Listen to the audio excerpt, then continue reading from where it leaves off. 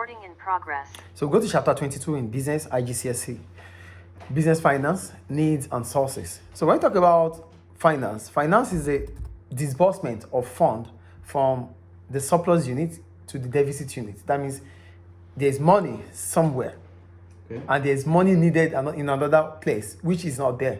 So you have to take that money that is there, not doing anything, down to where it is needed. That's what finance is. Okay. Do you get it? Yes. All right. So move on. So what do so in a business, for any business organization, the finance department is in charge of finance or of whatever it needs to do with money. So we have the finance department. Here they say, what do finance departments do? The finance department fulfill a very important role in business. They have the following responsibilities. Before we go into the responsibilities of finance department, the finance department is saddled with the responsibility of sourcing for fund.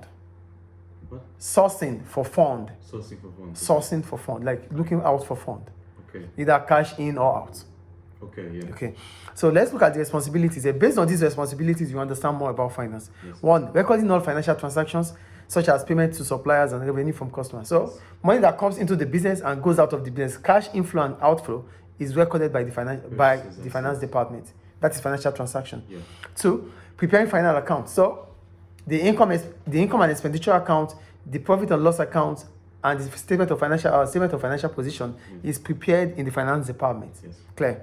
The third one, producing accounting information for manager. So it's the finance department that gives account details to the manager before the manager will take decisions. Do you get it? Yes. There is the finance manager though, but whoever the financial manager is, he still have to report. He or she has to report to the general manager who takes the final decision, or the directors. Yes. Clear. Forecasting cash flow. So it is the finance department that makes estimation or prediction about cash in and cash out of the business. Clear? Yes. Making important financial decisions, for example, with which source of finance to use for different purposes within the business. So it is also the finance department that takes decision about the sources of finance, and it gives advices on what to be done to source for fund. You don't get it? Decision about money, yes, will be done in the finance department. So if they need to take a loan, if they need to take either external or internal, it is the finance department that will decide on that. Yes. Because they are experts on that. Yes, I get it. Okay. So that takes us to the main reason why businesses need finance.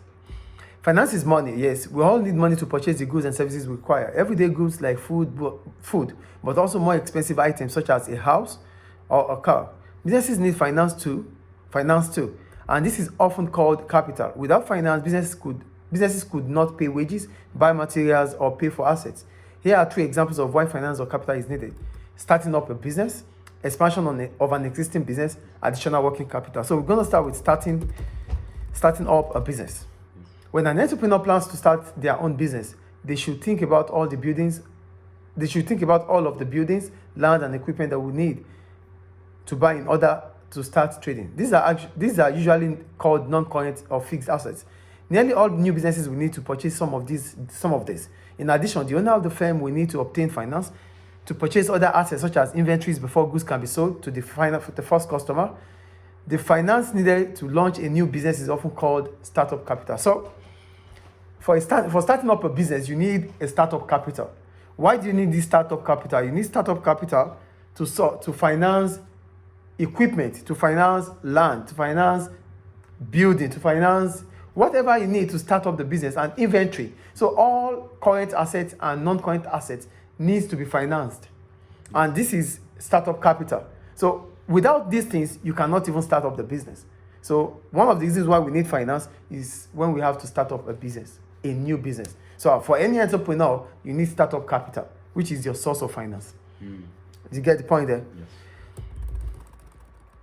So that is for starting up a business. Then we're talking about expanding a business. This is for existing businesses. So existing businesses also need finance. Here they said, the owner of a successful business will often take a decision to expand it in order to increase profits. So one of the reasons why businesses want to increase or expand is to be able to increase their profit, because expansion will bring about reduction in your average cost of production, which will definitely lead to increase in sales and profits. So Additional non are you with me, please? Yes. Additional non-current fixed assets could be purchased, such as larger buildings or more and much machinery. So if you are expanding your business, you might need to invest more on capital goods, like equipment, or even you might need to expand your premises because you want to operate on a larger scale. So operating on a larger scale might mean that you need more land or more premises or more equipment. So these are what you need finance for as an existing business. Do you get it? Another business could be purchased through a takeover. So you might also want to expand through takeover. If you are expanding through takeover, that means you need money to be able to buy the company that you want to buy. Do you get it? This form of growth could require substantial amount of finance for research and that is for takeover. Then another type of expansion includes developing new products to reach new markets. So for developing a new product, you are an existing business, you have your products, you have your product portfolio, but you want to add to your product portfolio. To do that, you might need to do research and development. So you need finance to fund the research and development. So do you get the point there? Yes. So that is for existing business. Then we go to additional working capital itself. For additional working capital, we're talking about money needed more to continue the continuation of the business.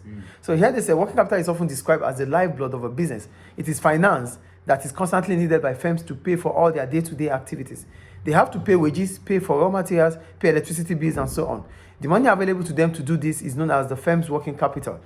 So it is vital to a business to have sufficient working capital to meet all its requirements. Many businesses have stopped trading, not because they were unprofitable, but because they suffered from shortage of working capital.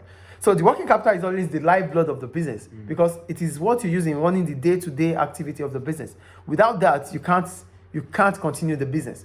So some businesses, based on what they said, some businesses have shut down, not because they didn't make profit, but they lack the financial capability they lack the financial consistency to run the business. So if you can't run the business, the profit you made once, you won't be able to make the profit the next time. And as a result, you won't be able to continue operation. So that's the point they are making here.